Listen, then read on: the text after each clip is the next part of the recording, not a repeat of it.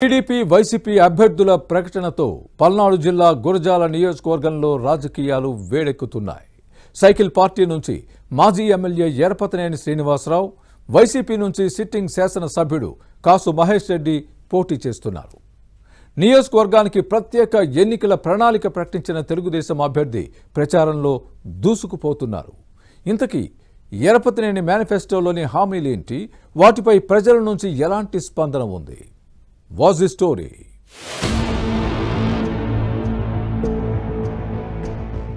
Telugu Desam senior నేతల్లో మాజీ MLA Yarapathineni Srinivasarao ఒకరు.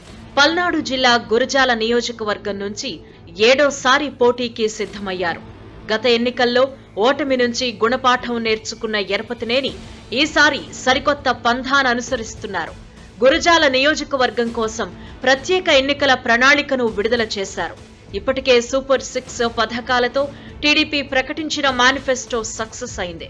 తల్లికి వందనం పథకం కింద పిల్లల చదువుకు సాయం, ఆర్టీసీ బస్సుల్లో మహిళలకు ఉచిత ప్రయాణం, ఏడాదికి 3 వంట గ్యాస్ సిలిండర్లు ఉచిత పంపిణీ, రైతులకు ఏడాదికి 20,000 పెట్టుబడి సాయం వంటి పథకాలు సైకిల్ పార్టీ ఎన్నికల ప్రణాళికలో ఉన్నాయి.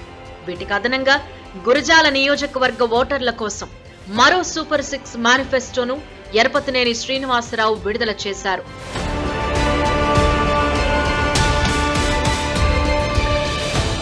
మంచికల్లు శ్రీనుగా రాజకీయ రంగ ప్రవేశం చేసిన ఎరపతినేని శ్రీనివాసరావు గురజాల నియోజకవర్గంతో పాటు పల్నాడు జిల్లాలో తనకంటూ ఓ ప్రత్యేక గుర్తింపు తెచ్చుకున్నారు.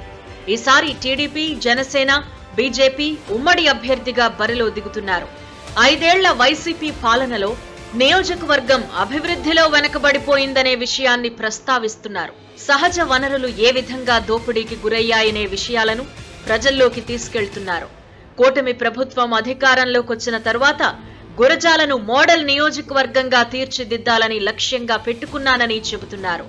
1,50,000 మంది ఓటర్లకు చంద్రన్న బీమా ప్రీమియం చెల్లిస్తాను అని హామీ ఇస్తున్నారు. పార్టీ ప్రకటించిన 3 ఉచిత వంట గ్యాస్ సిలిండర్లకు తోడు అదనంగా మరొకటి ఇస్తారని ప్రచారం చేస్తున్నారు. హజ్ యాత్రకు వెళ్లే వారికి ఆర్థిక సాయం, అలాగే వేళంగిని మాత ఉత్సవాలకు వెళ్లే క్రైస్తవులకు ఆర్థిక సాయం చేస్తానని చెబుతున్నారు. ఇక యువజన విధానంలో భాగంగా ఉద్యోగ, ఉపాధి అవకాశాలు కల్పిస్తాను అని హామీ ఇస్తున్నారు ఎరపతినేని శ్రీనివాసరావు.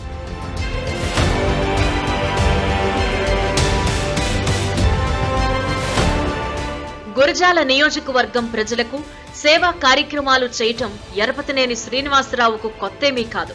2014లో ఎమ్మెల్యేగా గెలిచిన తర్వాత గర్భిణీలకు శ్రీమంతాలు, వృద్ధ దంపతులకు షష్ఠి పూర్తి కార్యక్రమాలను నిర్వహించి అందరినీ ఆకట్టుకున్నారు. హజ్ యాత్రకు వెళ్లే పేద ముస్లింలకు ₹1,00,000 వంతున వ్యక్తిగతంగా ఆర్థిక సాయం చేశారు.